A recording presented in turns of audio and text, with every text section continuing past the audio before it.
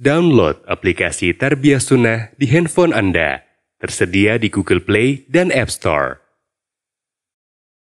Bismillahirrahmanirrahim. Assalamualaikum warahmatullahi wabarakatuh.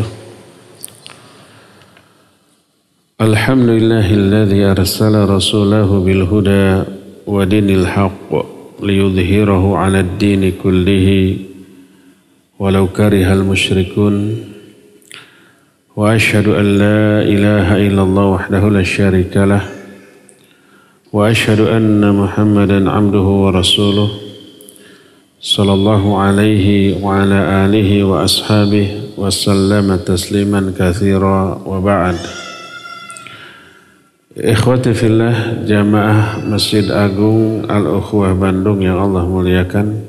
Alhamdulillah kita kembali berjumpa di hari Kamis kedua setiap bulan, kajian khusus pendengar Radio Roja Cilengsi khususnya dan roja-roja lain yang juga ikut merelay bertemakan tentang keakhwatan atau khusus masalah muslimat yang kita ambil dari kitab Nasihati lin Nisa. Tema yang sekarang kita usung adalah hifdzul lisan wa fadluh, memelihara lisan dan keutamaan. Ini ditekankan oleh muallif atas bimbingan seorang ulama besar dari Yaman, Syekh Muqbil bin Hadi Al-Wadi'i rahimahullah.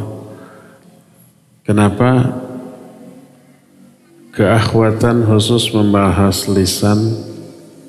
Karena banyak di kalangan wanita yang kurang menjaga lisannya, padahal ketajaman lisan itu tidak sekedar bisa melukai hati orang, tapi bahkan bisa menimbulkan peperangan antar beberapa negara. Oleh karena itu, Islam sangat memperhatikan aspek lisan,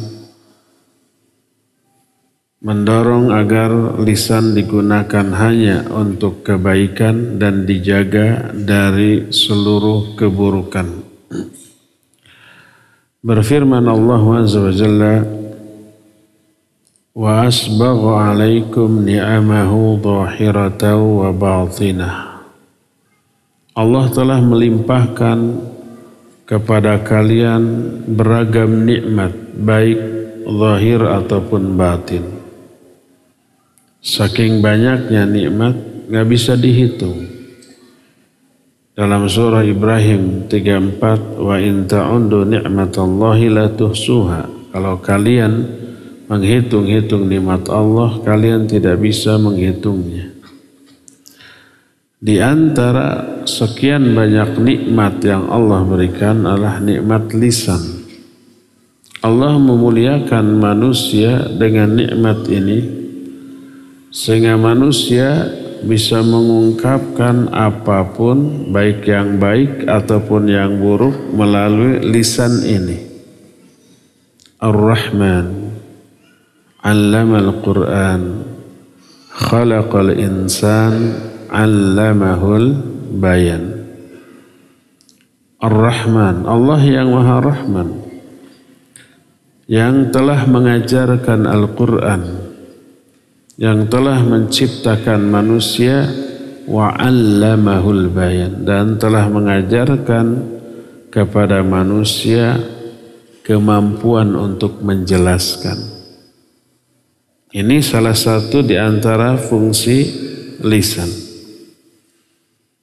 Allah pun mengingatkan kepada kita, alam naj'al lahu 'ainain wa lisanan wa syafatain. Bukankah kami telah menjadikan bagi manusia dua mata, satu lisan, dan dua bibir? Ini nikmat, wajib disyukuri. Bagaimana mensyukuri nikmat lisan?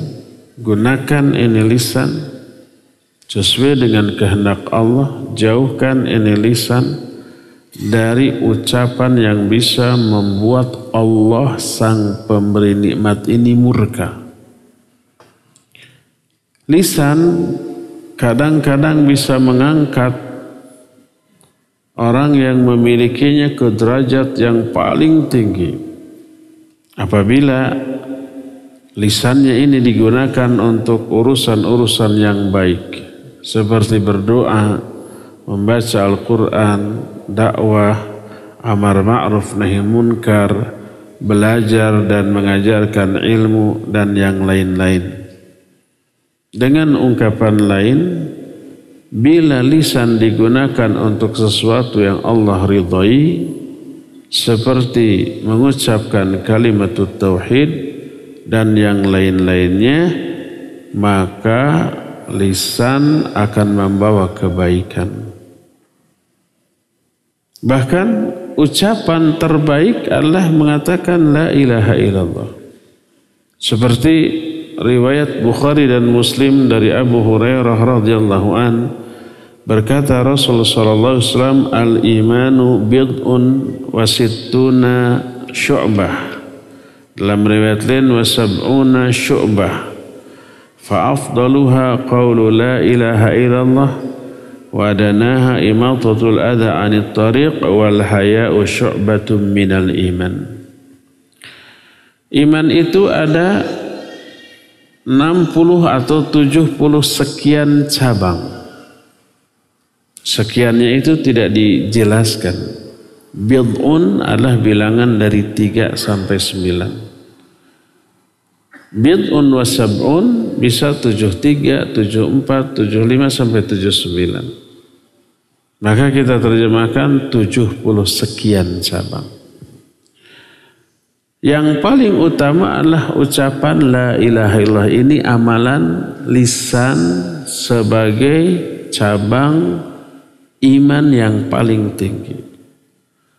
Wa adanaha imatatul adha 'anit tariq. Yang paling rendah membuang gangguan dari jalan. Ini perbuatan yang dilakukan oleh anggota badan, amalan anggota badan. Dan malu salah satu cabang dari keimanan. Ini amalan hati.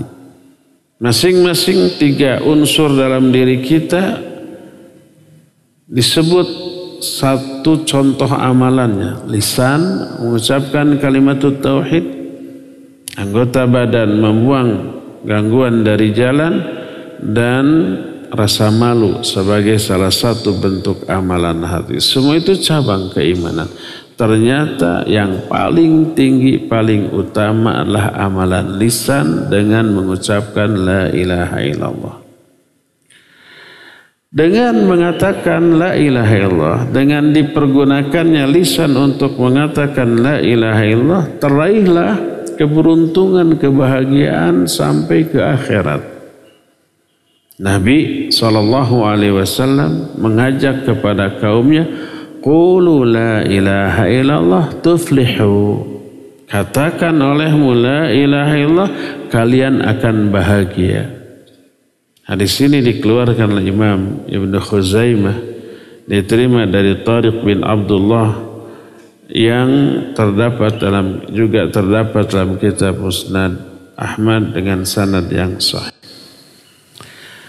Termasuk zikir adalah amalan lisan yang membawa keberuntungan. Allah menyebut 2 keberuntungan besar dengan zikir yang banyak. Yaitu apa? Dapat ampunan yang besar, pahala juga besar. Seperti Al-Ahzab 35, innal muslimina wal muslimat wal mu'minina wal mu'minat. Sesungguhnya orang-orang muslim laki-laki dan muslim perempuan, mukmin laki-laki, mukmin perempuan. Terus sampai di akhir ayat itu, wadzakirina Allaha katsiran wadzakirat, Dan orang-orang yang banyak berzikir kepada Allah baik laki ataupun perempuan, a'addallahu lahum maghfiratan wa ajran azima. Allah janjikan kepada mereka pahala dan ampunan yang sangat besar. Ampunan besar, pahala juga besar. Dan ampunan dan pahala ini modal pokok untuk bahagia di akhirat. Kenapa? Karena ampunan menghindarkan dari azab di neraka. Orang masuk neraka karena dosa.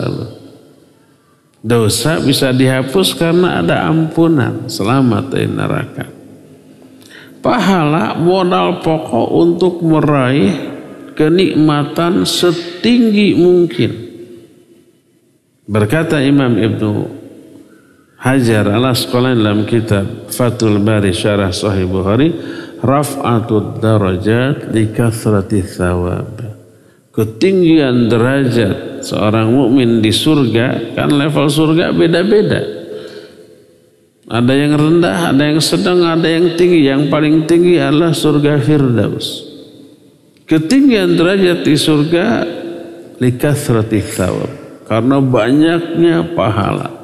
Makin banyak pahala, makin tinggi level orang itu di dalam surganya. Nah, salah satu penyebab dosa terhapus dengan jumlah yang banyak, pahala digelontorkan dengan jumlah yang banyak, adalah banyak-banyak berzikir, dan itu amalan lisan. Bahkan berzikir tersebut dalam satu hadis lebih utama daripada jihad fisabilillah lalu mati syahid. Kita kan tahu bagaimana hebatnya pahala jihad, bagaimana keutamaan orang yang mati syahid. Tapi ternyata Nabi SAW menyatakan zikrullah, amalan lisan ini lebih utama daripada itu.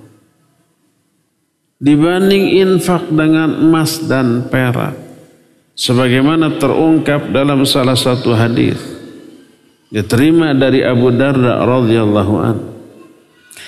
Berkata Rasul alaihi salatu wasallam, ala unabbiukum bi khairi a'malikum wa azkaha 'inda malikikum wa arfa'iha fi darajatikum wa khairul lakum min infaqidh dhahaba wal waraq wa khairul lakum min an talqaw aduwakum fatadribu a'naqahum wa yadribu a'naqakum.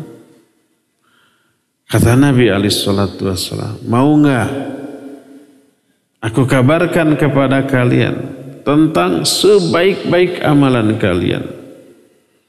Juga amalan ini lebih suci, paling suci di sisi Allah, di sisi Rabb penguasa kalian.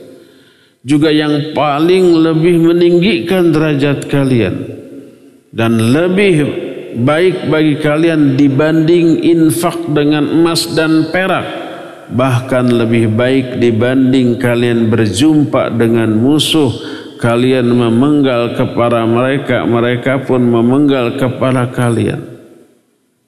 Jadi ada satu amalan yang lebih baik daripada infak dengan emas dan perak.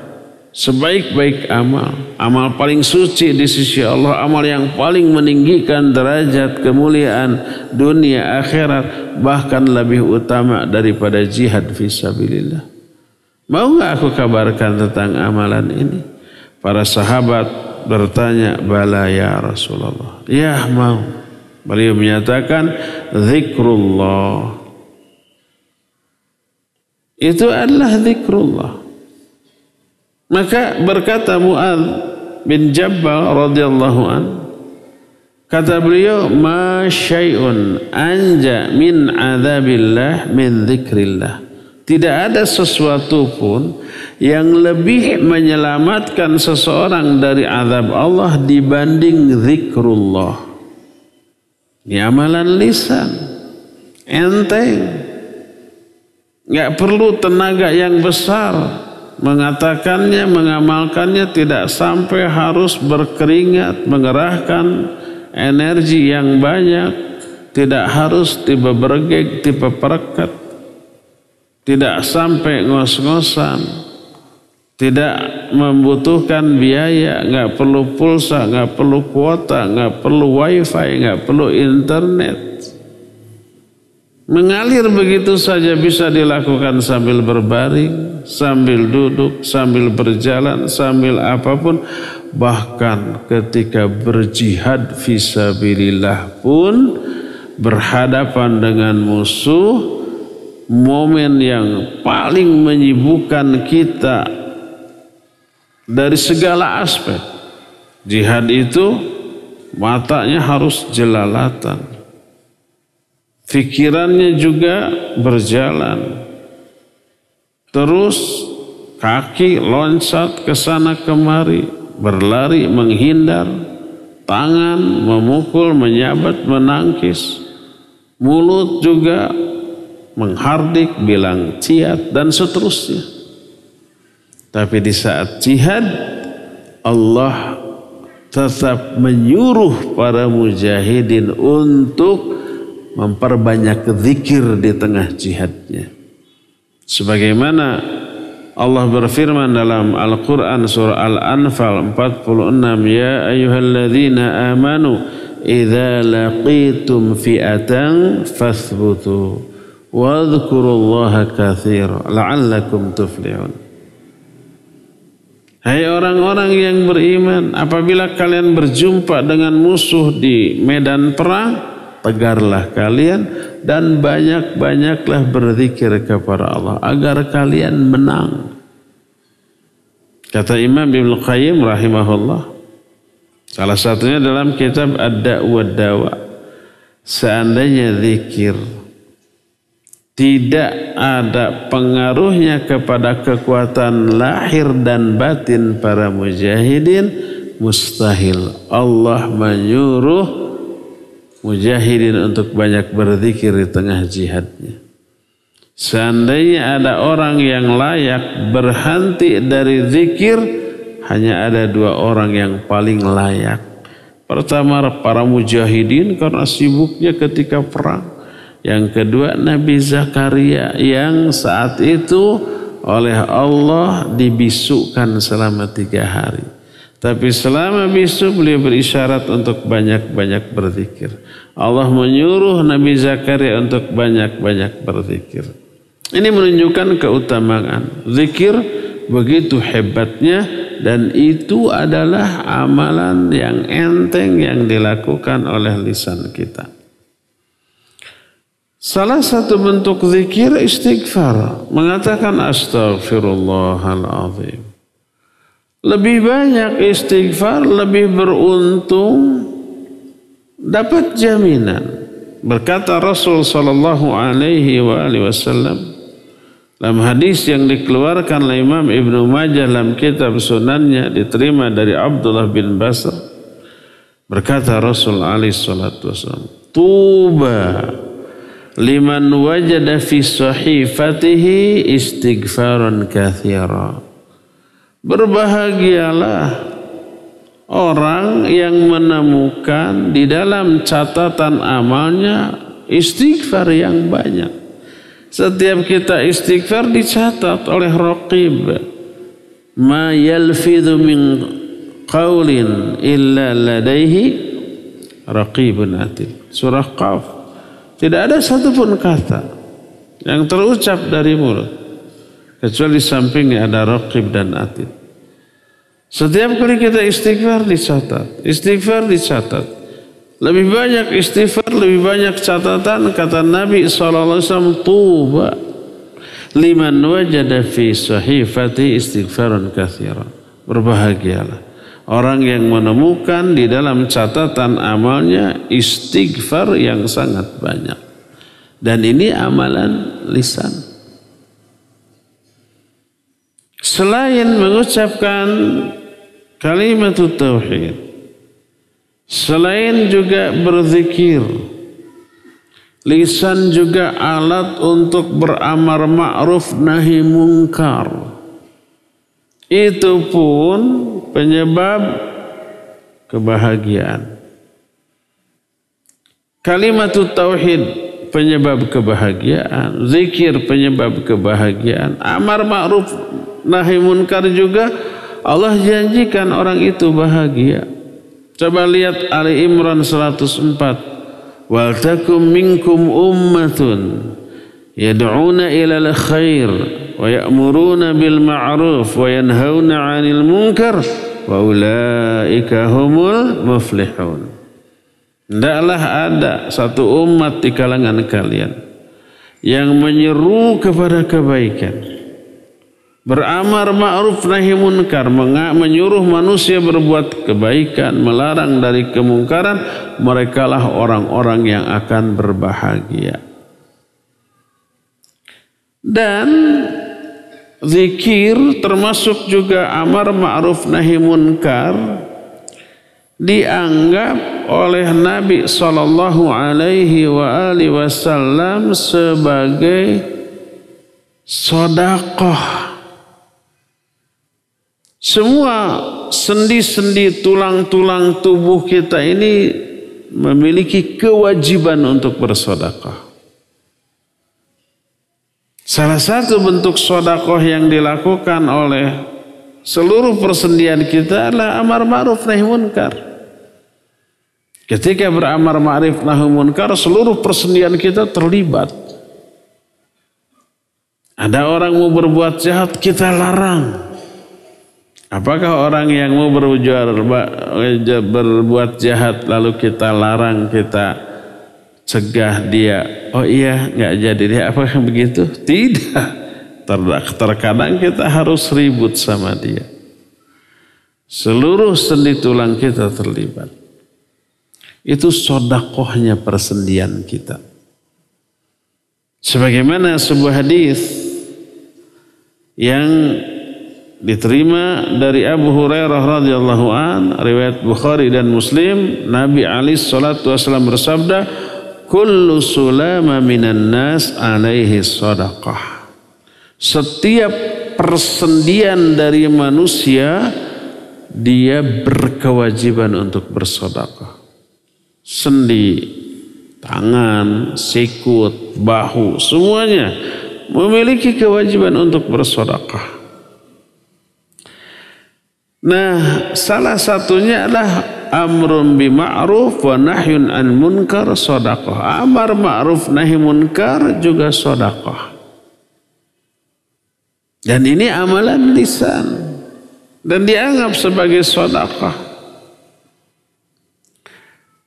Itu yang ketiga, bentuk amalan lisan ketiga yang membawa kebahagiaan, mengucapkan kalimat tauhid, berzikir, kemudian amar ma'ruf nahi munkar. Bahkan bukan zikir, bukan baca Quran, bukan amar ma'ruf nahi munkar, tapi berbicara dengan kalimat yang baik, yang santun, itu pun bisa menyelamatkan orang dari api neraka.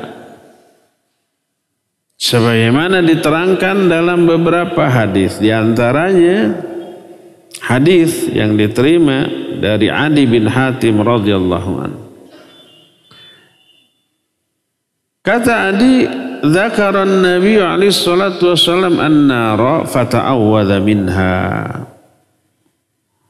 Nabi SAW suatu saat menerangkan tentang neraka. Lalu beliau berta'awudz sambil wajahnya meringis. Beliau itu kalau menyebut surga atau neraka, penghayatannya tuh jauh lebih mendalam daripada kita-kita.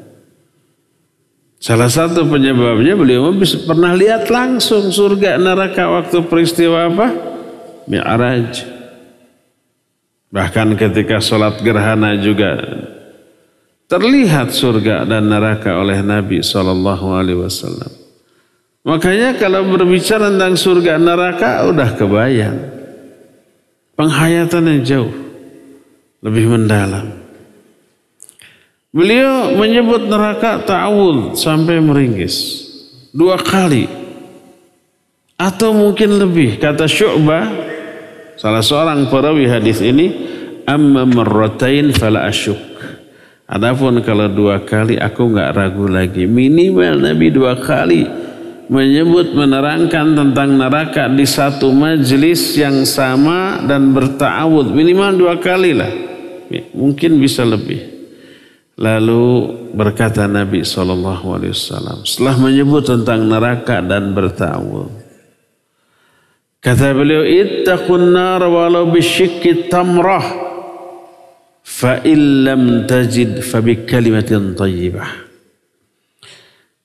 Takutlah kalian ke dalam dari neraka, bukan takut. Ittaqu, selamatkan diri kalian dari api neraka walaupun dengan sepotong kurma. Syik tamr, syik itu 1 dibagi 2, sepotong kurma.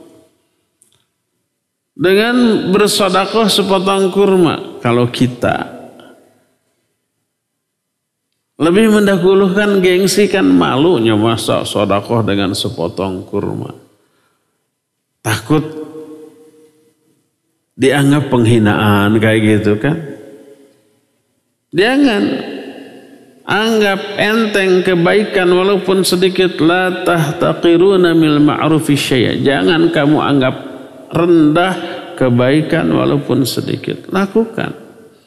Karena setiap kebaikan sesedikit apapun akan Allah balas di akhirat. Wa may ya'mal mithqala dzarratin khairan yara. Fa may ya'mal mithqala dzarratin khairan yara. Siapa orang yang melakukan kebaikan walaupun sekecil debu, dia akan melihat balasan. Dan ingat, serendah-rendah balasan pahala di surga jauh lebih dahsyat daripada kenikmatan dan kebahagiaan terhebat di dunia. Makanya jangan anggap enteng kebaikan walaupun kecil, walaupun hanya dengan sepotong kurma disedekahkan. Termasuk itu juga bisa menyelamatkan dari api neraka. Inna sadaqah tudfi'u ghadabar rahman. Sedekah itu bisa memadamkan kemurkaan Allah yang Maha Rahman. Allah murka kepada kita karena kita banyak dosa maksiat, kita padamkan dengan sedekah sekecil apapun. Makanya kalau lagi ngaji ada kenceleng lewat, double itu pahala ngaji dapat, lewatnya kenceleng dapat. Kalau kenceleng itu stop dulu, masukin. Kalau lewat begitu saja nggak dapat pahala. Ittaqun nar walau bisyikki tamrah. Takutlah atau selamatkan diri kalian dari neraka walaupun dengan hanya sepotong kurma. Fa illam tajid, kalau kalian enggak punya walaupun sepotong kurma untuk disedekahkan, fa bi kalimatin thayyibah, maka dengan perkataan yang baik, yang santun. Ini mengisyaratkan berkata yang baik bisa menyelamatkan kita dari api neraka. Perkataan yang baik itu mengundang ampunan, mengundang pahala. Setiap berkata baik kita terhapus dosa, dapat pahala. Semuanya begitu.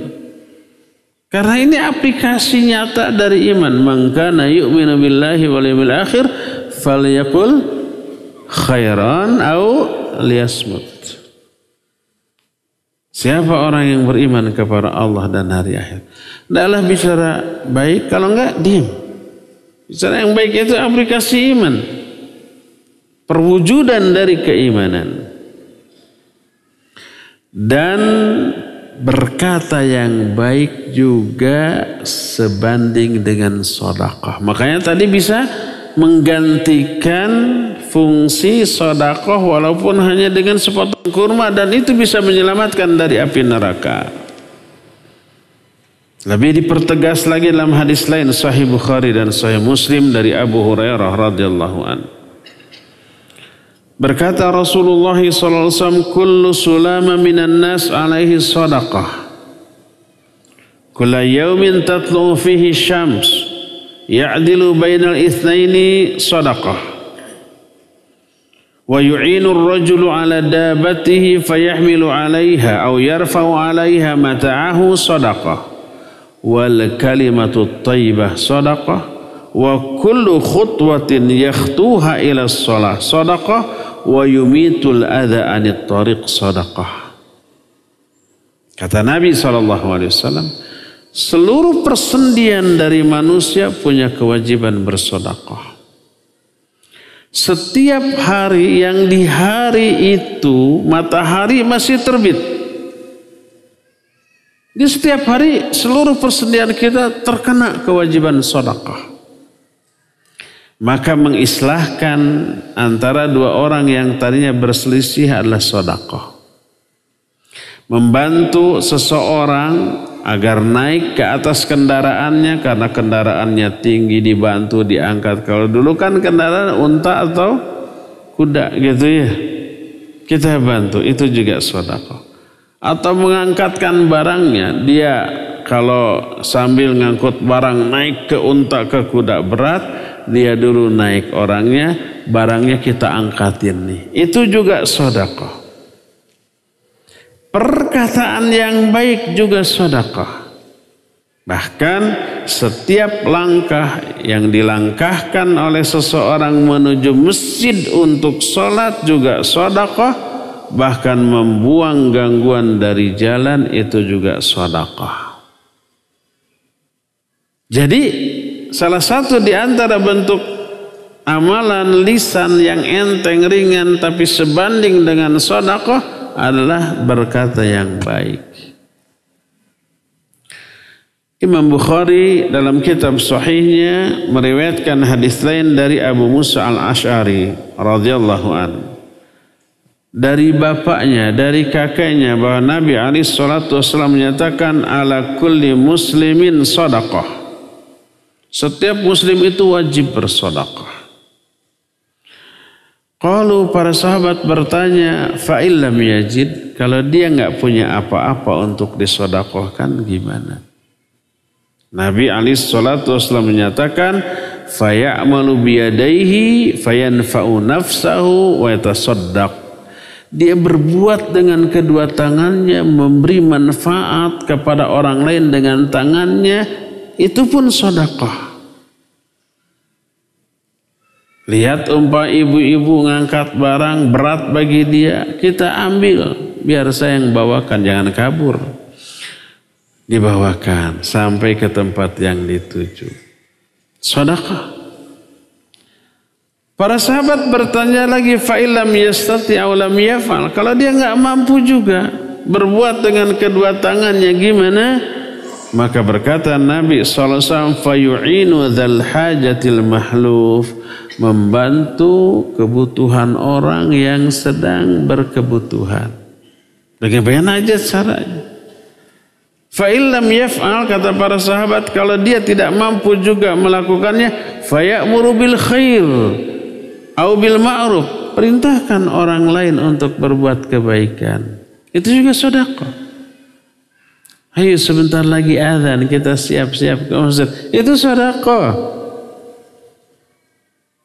Para sahabat bertanya lagi, fa illam yaf'al, kalau dia tidak mampu juga melakukan hal itu, maka beliau menjawab, fayumsiku anisyar fa inna lahu sedekah. Tahan diri kita dari keburukan, dari berbuat buruk kepada orang lain, itu juga sedekah. Menahan diri dari berbuat jahat, zalim, berbuat buruk kepada orang lain, juga itu adalah sedekah. Jadi diam dari keburukan itu adalah ibadah. Tadi termasuk aplikasi iman, man kana yu'minu billahi wal yawmil akhir falyaqul khairan aw liyasmut. Berkata yang baik atau enggak, diam dari keburukan itu sedekah. Itu adalah aplikasi dari iman. Bahkan menahan diri dari berbuat jahat kepada orang lain dengan lisan dijamin surga oleh Rasul sallallahu alaihi wasallam. Sebagaimana dalam kitab Sahih Bukhari dari Sahal bin Sa'ad radhiyallahu an, berkata Nabi alaihi salatu wasallam, may yadman li ma baina lihyaihi wa ma baina rijlaihi adman lahul jannah. Siapa orang yang bisa menjamin untukku memelihara apa yang ada di antara dua jenggotnya. Maksudnya dua jenggot itu jenggot dan kumis. Apa yang ada di antara jenggot dan kumis? Bibir kita.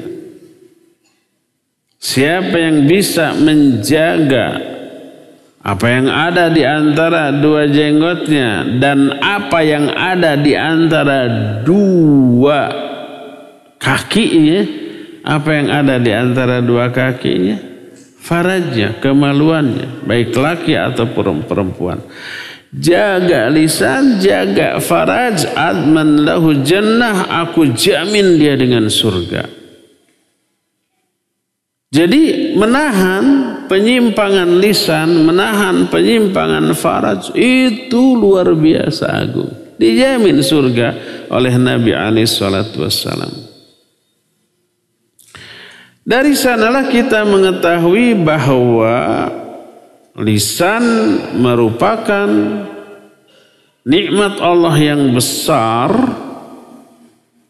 yang bisa menjadi alat meraih kebaikan yang besar dan banyak. Dan hakikat seorang muslim dilihat dari seberapa jauh, seberapa hebat dia mampu menjaga lisannya dari mengganggu orang lain. Sebagaimana sabda Nabi alaihi salatu wassalam dalam hadis sahih riwayat Imam Bukhari dan Imam Muslim, dalam Sahih Bukhari dan Sahih Muslim diterima dari Abdullah bin Amr bin As radhiyallahu anhuma, Nabi alaihi salatu wasallam berkata, al-muslimu man salimal muslimuna min lisanihi wa yadihi. Seorang muslim yang hakiki adalah seorang yang muslim lainnya selamat dari gangguan lisannya dan gangguan tangannya. Jadi keislaman seorang itu dilihat dari hal itu.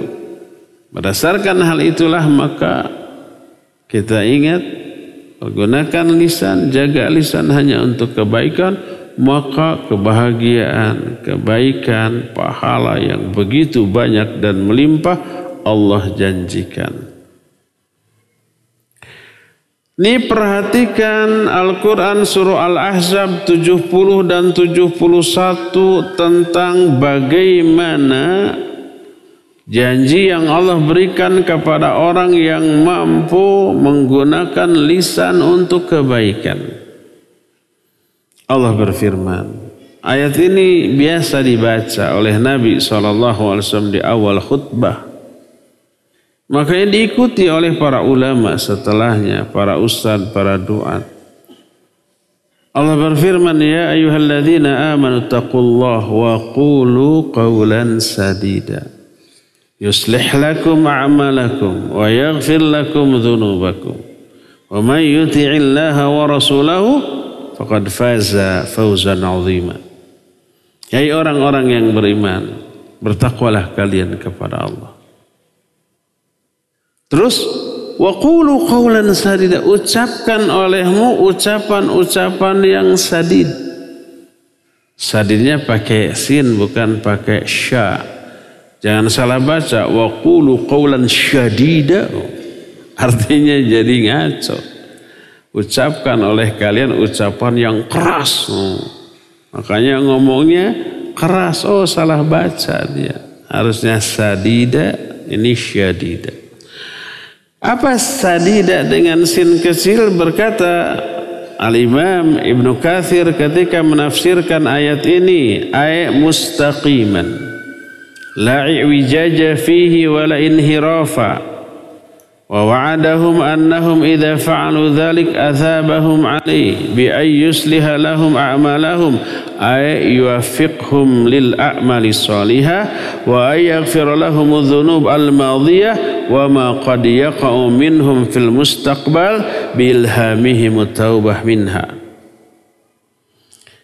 Kata Imam Ibnu Katsir, wa qulu qawlan sadida, ucapkan olehmu ucapan yang baik. Makna baik adalah ucapan yang lurus, tidak ada penyimpangan, kesalahan, kekeliruan.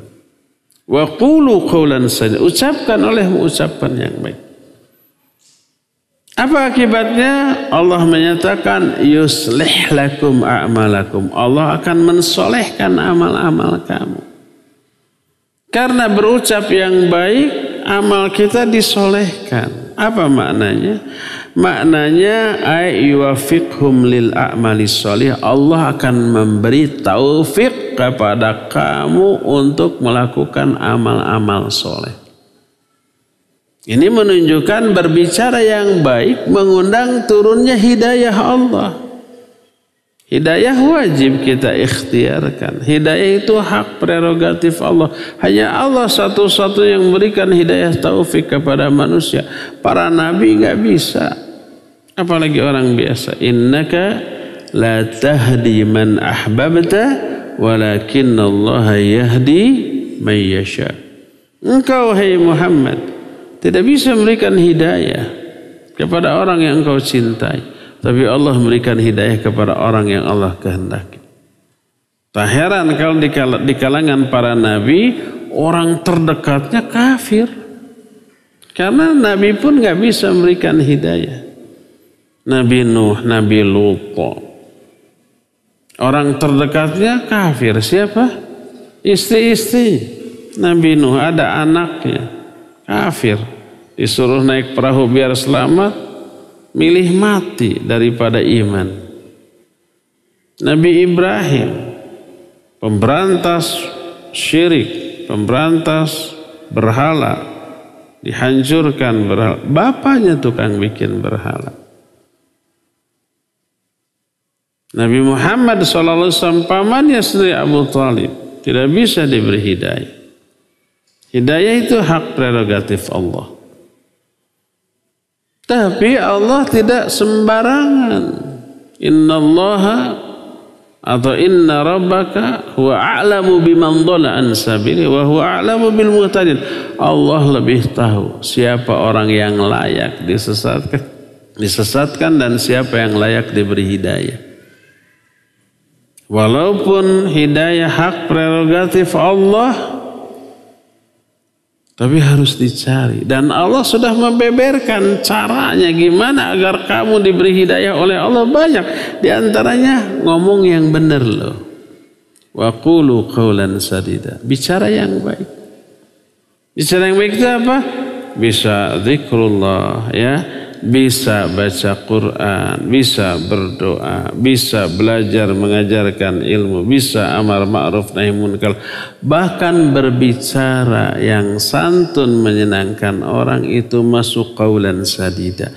Apa akibatnya? Yuslih lakum a'malakum. Allah akan solehkan amalmu. Maksudnya Allah akan berikan hidayah kepadamu untuk beramal soleh. Diberi hidayah. Tiba-tiba ujuk-ujuk muncul keinginan untuk mengamalkan amal baik, amal soleh. Lalu dia pun langsung melakukan. Itu hidayah. Itu Allah, balasan Allah atas kebaikan kita berbicara yang baik. Wa qulu qawlan sadida. Yuslih lakum a'malakum. Ini ada hubungan sebab akibat antara bicara yang baik dengan diberikan hidayah untuk beramal soleh. Makanya dibaca yuslih lakum, dijazmkan, dibaca sukun karena jazm, tidak yuslihu lakum. Kenapa? Karena ini adalah fi'il jawab dari syarat. Syaratnya wa qulu qawlan sadida.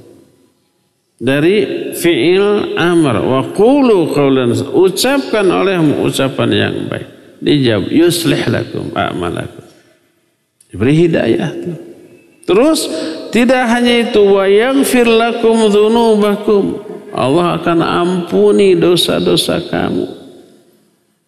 Makanya berkata Imam Ibnu Katsir ketika menafsirkan ayat ini, wa'adahum بأنهم إذا فعلوا ذلك أثابهم عليه بأن يصلح لهم أعمالهم أن يوفقهم للأعمال الصالحة وأن يغفر لهم الذنوب الماضية وما قد يقع منهم في المستقبل بإلهامهم التوبة منها.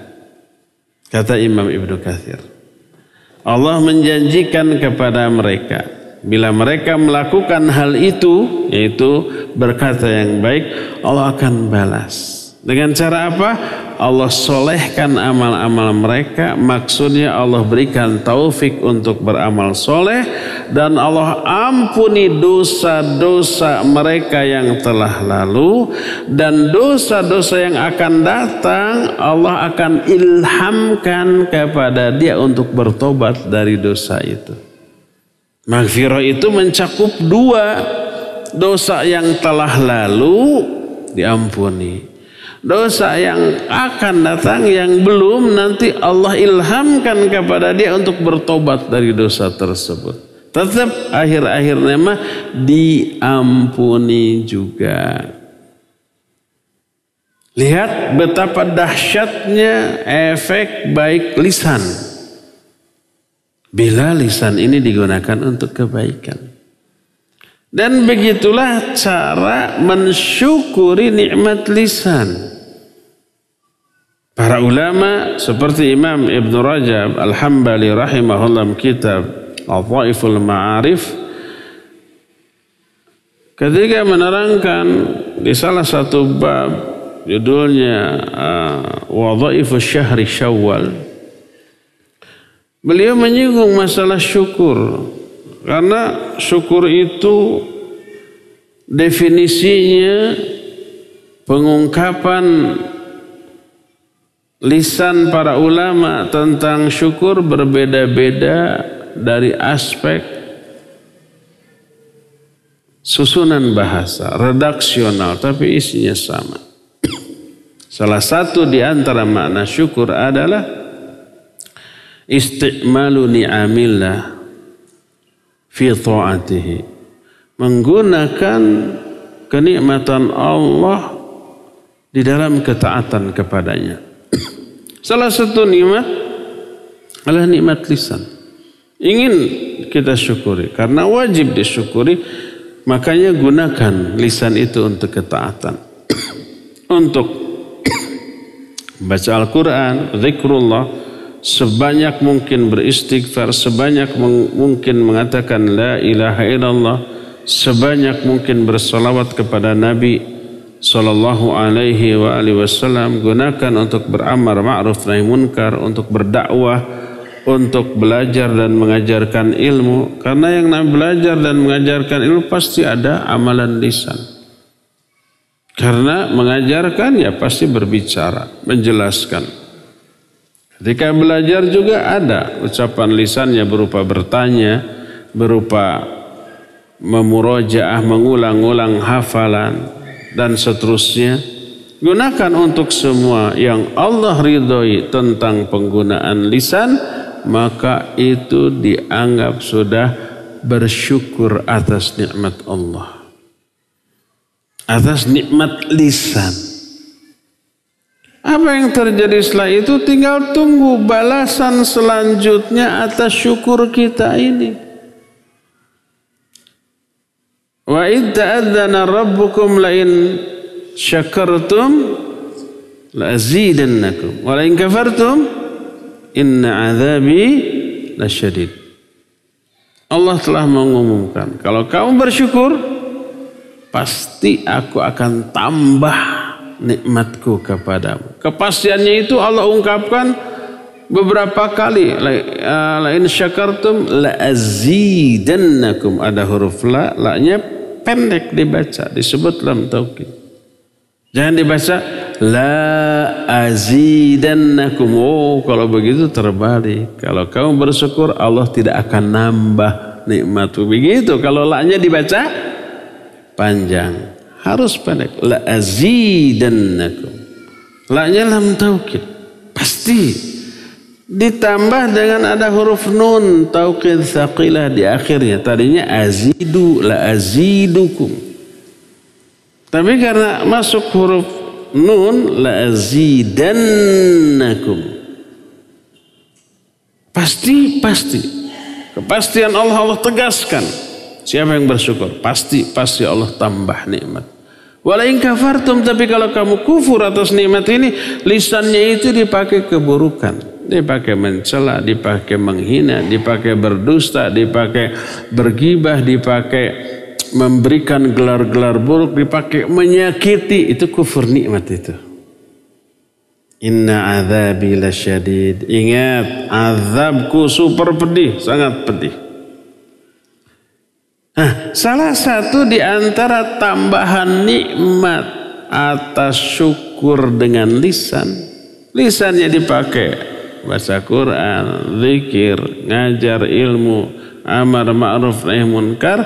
Itu tuh nikmat tambahan. Allah berikan taufik, berikan hidayah untuk beramal soleh. Allah ampuni dosa-dosanya, Allah berikan pahalanya, Allah angkat derajatnya. Kan tadi dalam hadis tadi dikatakan bahwa zikrullah itu, ini salah satu amal lisan, paling mengangkat derajat kalian ke level yang sangat tinggi dunia akhirat itu.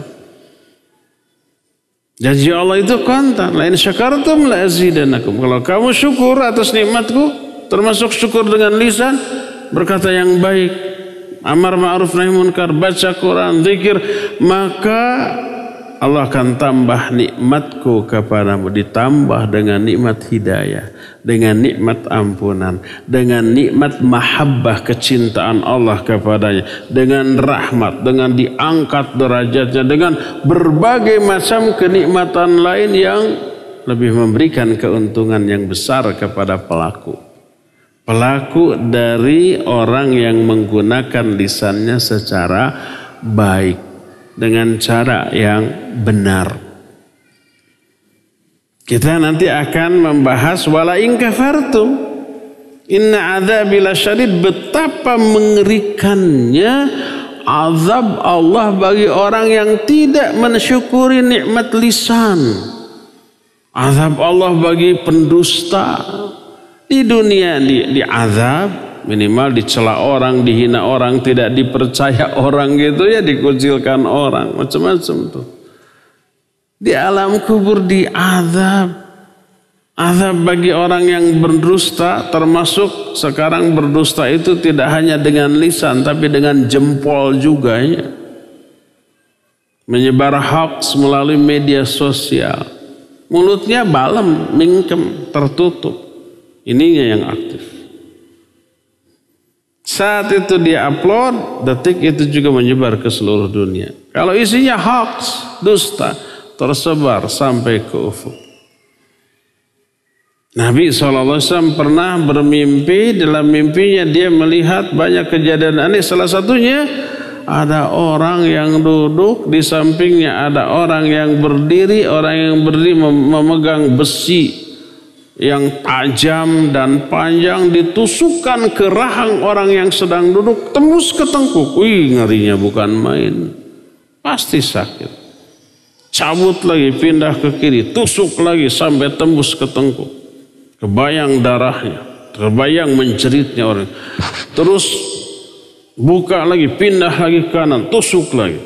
Kata Nabi SAW, beliau bertanya kepada Jibril yang membawanya saat itu, ini apa? Ini adalah orang yang berdusta sampai dustanya memenuhi ufuk. Ini azab bagi para penyebar hoax di media sosial seperti itu. Naudzubillah. Ini inna azabi lasyadid, orang yang kufur atas nikmat lisan, nikmat jempol juga gitu ya, dipergunakan untuk berdusta, dipergunakan untuk mencela, menghina. Azabnya dunia, alam kubur sampai di akhirat lasyadid, benar-benar sangat dahsyat. Pergunakan lisan hanya untuk kebaikan, itulah cara mensyukurinya. Adapun kalau menggunakan lisan untuk keburukan, ini disebut dengan sebutan afatul lisan. Ketergelinciran lisan, penyimpangan yang dilakukan oleh lisan, dan itu ragamnya sangat banyak. Setiap bentuk penyimpangan azabnya mengerikan, berbeda antara satu dan lainnya, tapi semuanya menakutkan. Sesuai dengan janji Allah, inna azabi lasyadid. Sesungguhnya azabku sangat-sangat pedih. Apa saja bentuk di antara bentuk penyimpangan lisan? Kita lanjutkan bulan depan karena sekarang waktu untuk menerangkan sudah habis pas jam 5 ya. Sudah 1 jam, nggak perlu lebih. Kita tinggal masuki sesi tanya jawab. Walaupun ini kajian yang diselenggarakan oleh Roja, tapi khusus tanya jawab ini diperuntukkan bagi jamaah yang hadir di sini, baik ikhwan ataupun akhwat. Dipersilakan untuk mengajukan baik secara tertulis ataupun mau lisan. Silakan. Cek ya, bismillahirrahmanirrahim. Ustadz, sebelumnya perkenalkan saya Abdul sebagai mahasiswa. Izin bertanya, tadi salah satu tafsir dari Ibnu Katsir mengatakan bahwasanya salah satu ucapan yang baik itu adalah ucapan yang lurus tanpa adanya penyimpangan dan kesalahan dan kekeliruan.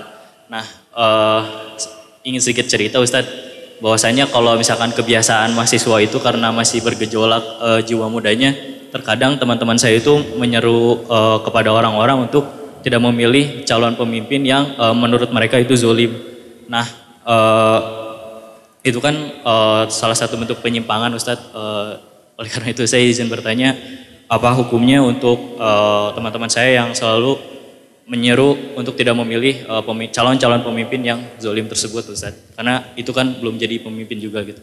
Terima kasih Ustadz. Baik. Abdul namanya? Barakallahu fiik. Masih jauh kampanye ya. Boleh nggak melarang orang untuk tidak memilih orang yang buruk sebagai pemimpin? Tidak boleh, tapi harus. Wajib. Ini bagian dari amar ma'ruf nahi munkar. Itu pun dilakukan oleh para ulama. Tidak hanya dalam urusan dunia, tapi juga urusan agama. Bahkan para ulama melakukan ini kepada sesama ulama yang dianggap ada penyimpangan walaupun tidak sengaja. Contohnya kepada para perawi hadis. Ketika ada sebuah hadis yang diklaim berasal dari Nabi SAW, diperiksa oleh para ulama. Ketika ditemukan ada seorang perawi yang tertuduh, baik dia tukang dusta, tukang memalsu hadis, atau sayyi'ul hifdz. Sayyi'ul hifdz itu buruk hafalan, sehingga sangat mungkin keliru salah. Dia tidak sengaja berbuat salah, tapi karena hafalan yang buruk, meriwayatkan hadisnya suka salah. Oleh para ulama diingatkan, jangan pakai lagi hadis dari dia. Jangan diterima hadis dari dia. Ada yang mudallis. Mudallis itu tukang memanipulasi hadis, ya. Itu diperingatkan, jangan dengar omongan dia tentang hadis. Begitu. Itu terhadap perkara agama. Dan ini termasuk ghibah atau tidak? Iya, ghibah. Tapi ghibah yang diperbolehkan bahkan diharuskan demi kemaslahatan, demi terhindarnya manusia dari keburukan. Apabila orang-orang yang suka salah dan keliru dalam meriwayatkan hadis ini tidak ditahdir, tidak diwanti-wanti orang, bisa-bisa hadis palsu dipakai dan dianggap bagian dari agama ini. Hadis dhaif juga diterima, melahirkan amalan baru yang tadinya tidak ada dan dianggap sebagai bagian dari agama ini.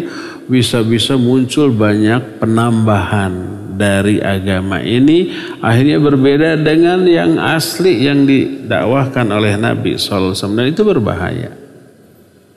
Jangankan itu, untuk masalah dunia, BPOM suka nggak mengadakan peringatan kepada masyarakat, awas obat ini nggak boleh diminum, berbahaya. Awas makanan ini nggak boleh dijual, berbahaya.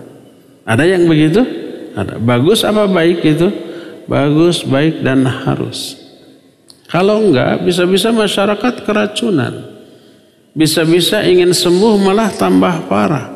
Bisa-bisa ingin sehat malah cepat mati, kan gitu. Dalam semua bidang. Terlebih dalam masalah sesuatu yang besar pengaruhnya ke dalam kehidupan masyarakat seperti pemimpin sebuah daerah. Untuk level manapun, RT, RW, desa, kalau kecamatan tidak dipilih ya, ditunjuk. Bupati atau wali kota, gubernur, sampai ke presiden. Umpamanya ada RT, satu calonnya tukang dangdutan, satu calon dia tukang ngaji. Boleh nggak kita jangan pilih dia? Kalau pilih dia nanti ngaji bisa padam, dangdutan bisa makmur. Boleh?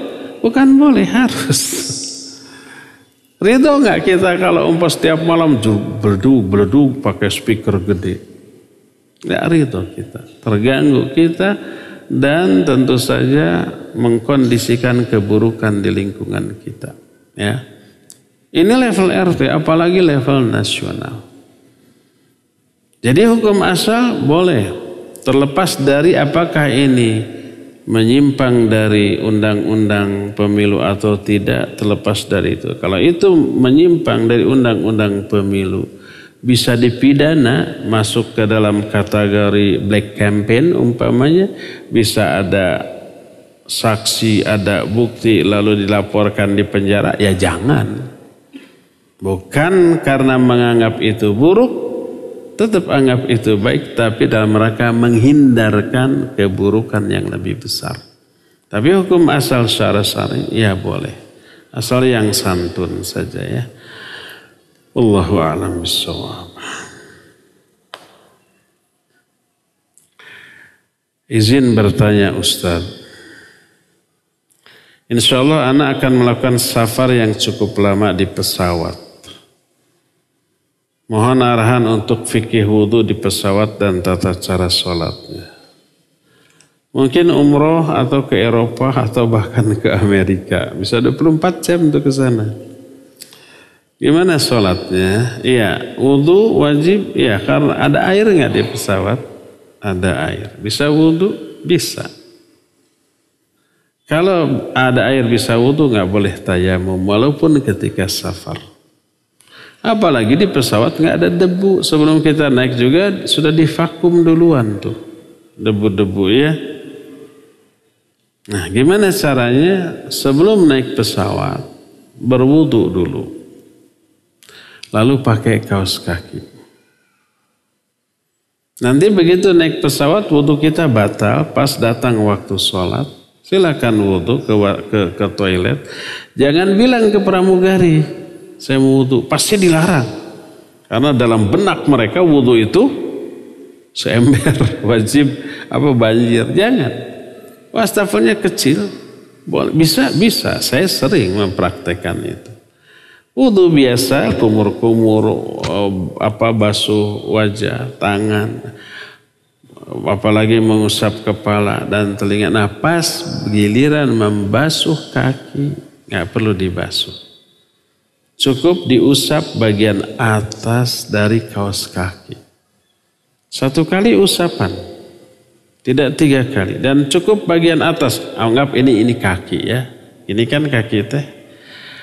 Ini anggap kaki kanan. Basahi tangan kanan kita.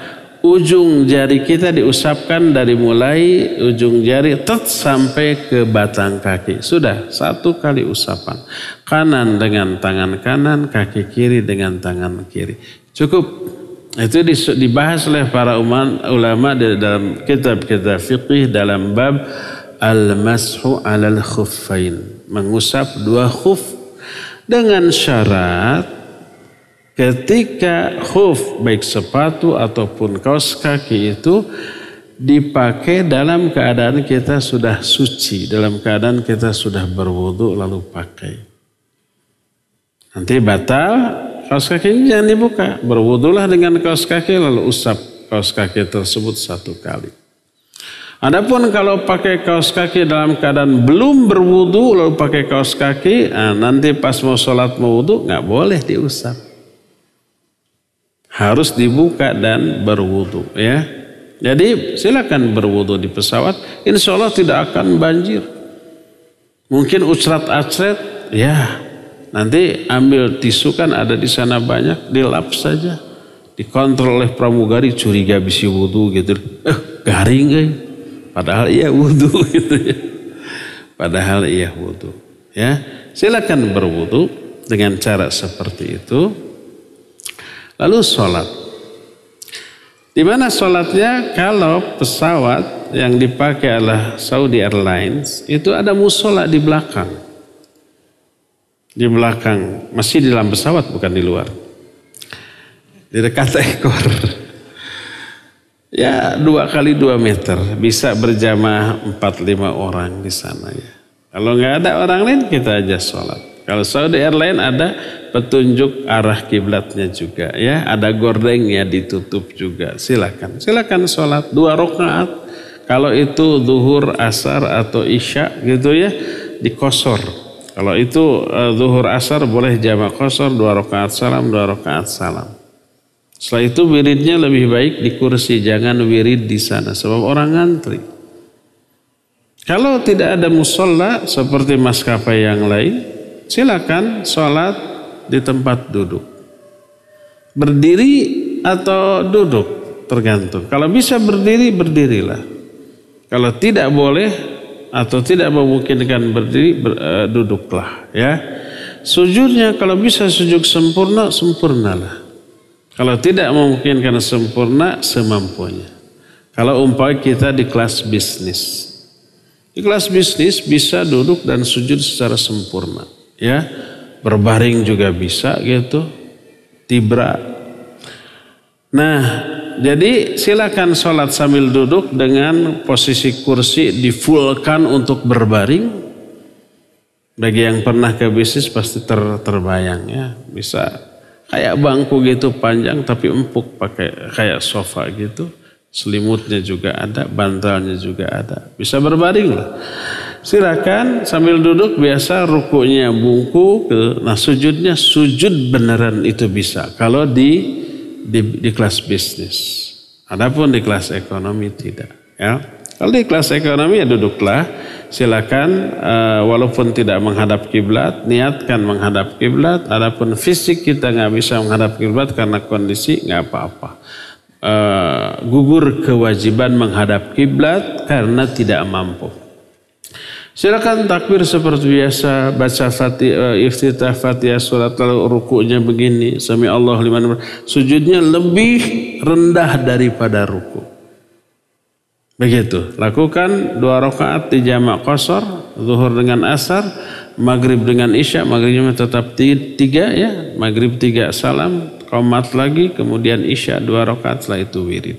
Ya, itu tata cara wudu dan sholat di pesawat. Makanya setiap akan safar dalam jangka waktu yang lama dan akan sholat di pesawat, selalulah memakai kaos kaki dan berwudulah sebelum memakai kaos kaki untuk memudahkan kita berwudu di atas pesawat.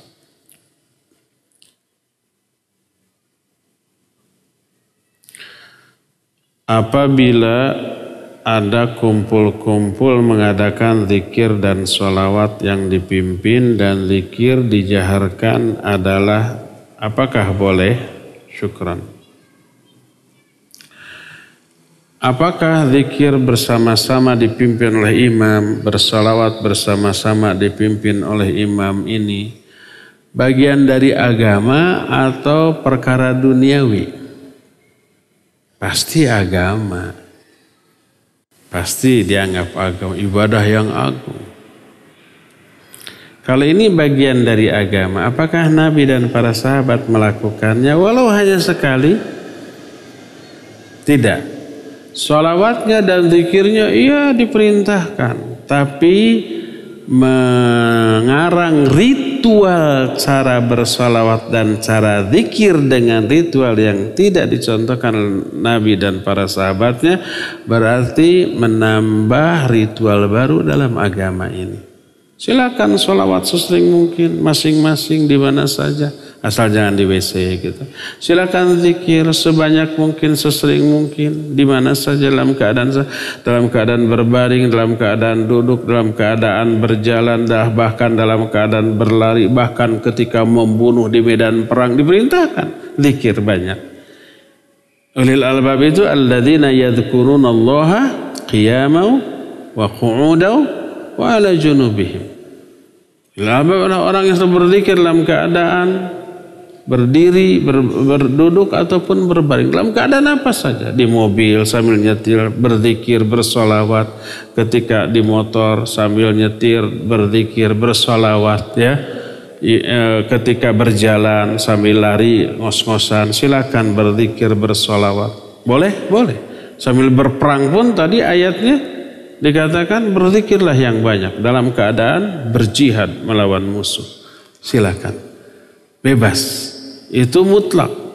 Nah, kalau berzikir dan bersolawat yang mutlak, ya, kemudian dimuqayyadkan. Dimuqayyad itu dibatasi tata caranya, jumlahnya, lafadznya, berarti ini membikin atau menambah perkara baru dalam agama.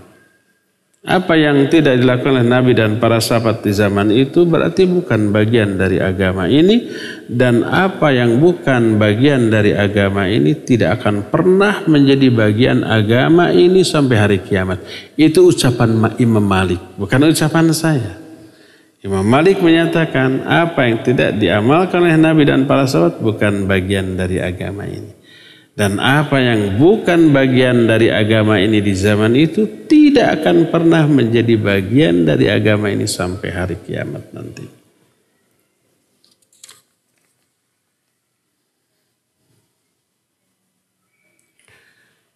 Calon suami saya bekerja sebagai konsultan pajak. Apakah pekerjaan dan gajinya tersebut halal? Ta'awun 'alal itsmi wal 'udwan.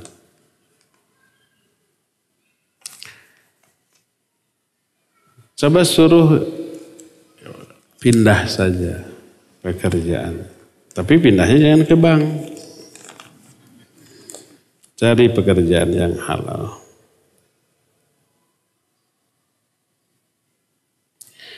Bagaimana hukum saham seperti reksadana? Apakah riba? Lalu adakah saham syariah yang tidak riba? Tergantung mekanisme. Ini sekarang ini banyak saham-saham dari perusahaan yang fiktif. Atau jual beli emas yang fiktif. Hanya harga, barangnya tidak ada. Ini enggak sah. Umpamanya ada perusahaan anu. Di Hong Kong, di Jepang, di Korea. Ma'ruf ini. Ini sahamnya sekian. Dibagi per lot. Satu lot itu ada yang harganya 5 juta, ada yang harganya 10 juta. Nah ini saham perusahaan ini sekarang lagi murah nih. Beli sekian lot, 2 lot atau 3 lot. Sudah 30 juta. Kalau besok ternyata naik, jual untung. Begitu kan? Perusahaan ini tidak beken, tidak terdengar. Tidak ada produknya. Bukti nyata bahwa perusahaan ini ada, tidak ada. Disusul ke negaranya. Orang di negara ini nggak tahu, nggak ada perusahaan itu. Fiktif ternyata. Jadi yang diperjualbelikan hanya saham fiktif. Itu yang pertama. Yang kedua, barang sahamnya tidak ada. Umpamanya saya beli umpamanya. Ini sahamnya ada. Nggak ada. Berarti nggak ada barang, itu tidak sah. Karena salah satu di antara syarat sah jual beli harus ada barang yang diperjualbelikan. Barang itu milik si penjual, nggak boleh milik orang lain. La tabi ma laysa indak. Jangan kamu jual apa yang bukan milikmu. Tuh ada mobil mewah tuh, mau saya jual 2 miliar. Punya siapa? Nggak tahu, pokoknya saya berjual. Boleh? Nggak boleh. Setelah diterima, nih ambil sendiri itu di parkiran. Mana kuncinya? Cari sendiri. Pencuri kalau begitu ya. Nggak sah. Apalagi yang tidak ada barangnya sama sekali. Itu banyak yang kayak begitu-begitu tuh ya. Dijelaskan begini begitu malah marah, ngambek dan seterusnya. Janganlah main-main kayak gitu. Dan kalau ada di sini yang bekerja seperti itu, keluar. Jika mengucapkan zikir, istighfar dan menghafal bacaan Quran dilakukan di dalam hati, apakah pahalanya sama dengan yang diucapkan dengan lisan? Tidak, berbeda. Zikir itu amalan lisan, bukan amalan hati. Amalan pokok bagi lisan, bukan amalan hati. Tapi hati wajib disertakan. Maka tidak boleh berzikir tapi mingkem. Makanya Syekh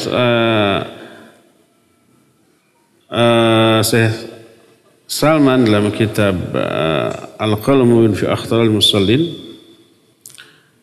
menyatakan salah satu kesalahan orang yang sholat di dalam sholat adalah tidak menggerakkan lisan ketika membaca bacaan sholat. Jadi begitu takbir Allahu Akbar di dalam hati. Iftitahnya, Fatihah dalam hati, ininya balem. Nggak boleh, itu kesalahan. Karena apa? Karena zikir, bacaan Al-Quran, doa-doa itu amalan lisan. Tapi hati wajib diikut sertakan. Maka keliru dan salah. Di antara dalil Al-Quran dan hadis banyak. Di antara Al-Quran adalah surah Al-Qiyamah. Allah menyatakan la tuharrik bihi lisanaka lita'jala bih. Inna alaina jam'ahu wa qur'ana fa idza qara'nahu fattabi' qur'ana. Dulu ketika malaikat Jibril menyampaikan wahyu kepada Nabi sallallahu alaihi wasallam, malaikat Jibril membacakan.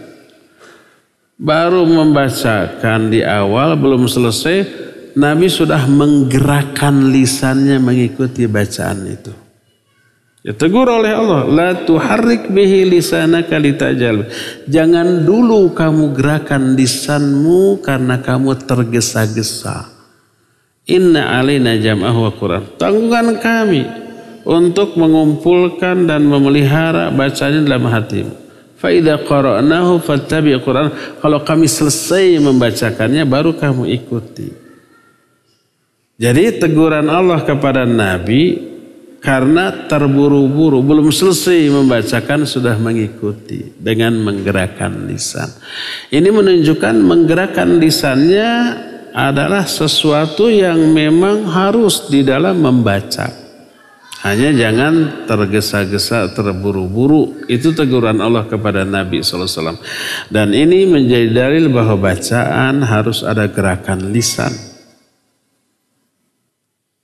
Oleh karena itu tidak boleh kita berzikir, membaca Al-Quran hanya di dalam hati saja. Bukan tidak boleh, artinya tidak dianggap sebagai amalan lisan. Kalau itu dilakukan dalam sholat, nggak boleh. Lakukan dalam sholat, gerakan lisan kita, gerakan bibir kita, tapi ikuti dengan hati. Agak mending, ini agak mending. Bibir lisan bergerak walaupun hati tidak ikut menghayati, daripada hatinya menghayati tapi bibirnya tidak digerakkan. Karena apa? Karena bacaan termasuk zikir adalah amalan pokok bagi lisan.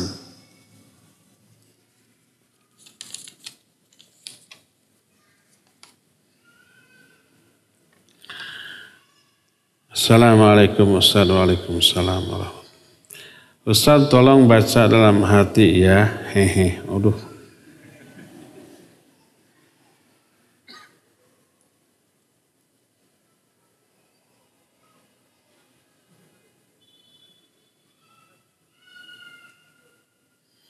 Saya akan jawab dalam hati juga. Kalau ini dijawab tidak dalam hati, kebongkar pertanyaan ya.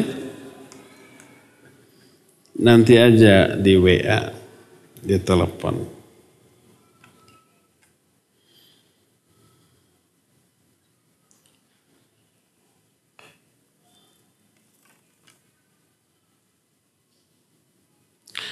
Pak Ustadz, saya merasa suka menyakiti orang dengan lisan. Sadar gini. Boleh tidak saya menghindar dari orang tersebut? Pak Ustadz, saya merasa suka menyakiti orang dengan lisan. Berarti dia yang menyakiti ya? Boleh tidak saya menghindari orang tersebut supaya terjaga lisan saya dari menyalahi dia, dari menyakiti dia? Boleh tidak saya menghindari? Kalau begitu, dia harus di hutan, hidup sendiri. Kalau ada orang lain pasti disakiti gitu ya. Semua orang dihindari. Bukan itu solusinya. Solusinya jaga lisan. Tetap gaul sama orang. Jaga lisan dan perbuatan kita. Jangan sampai ada lisan atau sikap yang menyakiti. Kalau solusinya menghindari orang lain agar tidak tersakiti oleh lidah saya, ke hutan sana. Gaul dengan monyet sana. Paling monyet yang tersakiti. Dicakar paling. Jadi solusinya bukan menghindari orang. Tapi ubah perilaku. Jaga lisan, jaga perbuatan agar tidak menyakiti siapapun.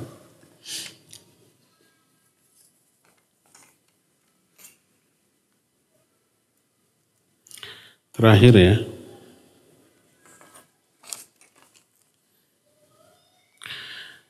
Katanya diperbolehkan berdoa ketika sholat di sujud rakaat keberapakah? Di semua sujud. Tidak hanya sujud terakhir. Sebab Nabi tidak membatasi sujud yang mana. Beliau hanya menyatakan inna aqraba ma yakunu bainal abdi wa baina rabbih wa huwa sajid fa'akthiru fihi du'a. Sungguhnya jarak terdekat antara seorang hamba dengan Allah adalah ketika sujud. Maksudnya sujud di dalam sholat. Baik sholat fardu ataupun sholat sunnah. Perbanyak olehmu berdoa dalam sujud. Sujud yang mana? Semua sujud. Di sujud satu rakaat kan 2 kali sujud ya. Sujud pertama di rakaat pertama boleh. Rakaat kedua boleh. Di semua sujud. Bebas ya, dibolehkan. Asal doa pokok sujud baca dulu. Jangan sampai saking semangatnya berdoa sujud, begitu sujud langsung berdoa, ya Allah minta jodoh. Subhana rabbiyal a'lanya lupa kelewat. Maka salah ya, keliru. Sebab membaca doa ruku, doa sujud itu hukumnya wajib. Sujudnya rukun. Bacaan sujudnya hukumnya wajib. Dan apakah boleh berdoa ketika sujud menggunakan bahasa Indonesia? Boleh. Fatwa para ulama, Syekh Al-Utsaimin, demikian juga Darul Ifta menyatakan boleh. Salah satu dalilnya adalah falyad'u ila ma'ajabahu minad du'a. Maka hendaklah dia berdoa bima'ajahu minad du'a, dengan doa yang paling dia sukai ketika sujud. Nah, ketika menjelaskan ini baik disukai isinya ataupun bahasanya. Kalau umpamanya kan liciknya kita, saya katakan licik. Ingin banyak berdoa tapi menghafalkan doa dari Quran Sunnah males ya enggak? Jadi pas ingin berdoa, enggak hafal doa tentang ini dari Quran, nggak ada, atau nggak hafal doa tentang yang kita inginkan dari hadis, padahal ada, tapi tidak mau menghafalkan. Akhirnya pakai bahasa sendiri. Jadi itu lisiknya kita. Bagusnya hafalkan doa. Kita butuhnya apa? Butuh kebutuhan permanen kita. Cari ayat yang isinya doa tentang hal itu. Cari hadis yang isinya doa tentang hal itu. Ya, semua kebutuhan kita ada contoh doanya. Hafalkan lalu baca. Apabila kita umpamanya belum hafal, kemudian berdoa dengan bahasa Indonesia di dalam sujud kita, maka boleh. Dengan catatan tadi, pertama baca dulu doa pokok dalam sujud yaitu Subhana rabbiyal a'la. Yang kedua, tidak lupa bahwa kita ini sedang sholat. Saking upaya khusyuk berdoa dalam sholat dengan bahasa Indonesia, bahasa Sunda panjang 5 menit. Lupa bahwa kita sedang sholat, beres berdoa langsung saja ngaleos. Belum tahiyat akhir, belum salam, batal sholat. Ya cukup ya sampai di sini. Subhanakallahum bihamdik asyhadu an la ilaha illa anta astaghfiruka wa atubu ilaik walhamdulillahi rabbil alamin wa sallallahu ala nabiyina Muhammadin wa ala alihi wa ashabihi wasallam. Wassalamualaikum warahmatullahi wabarakatuh.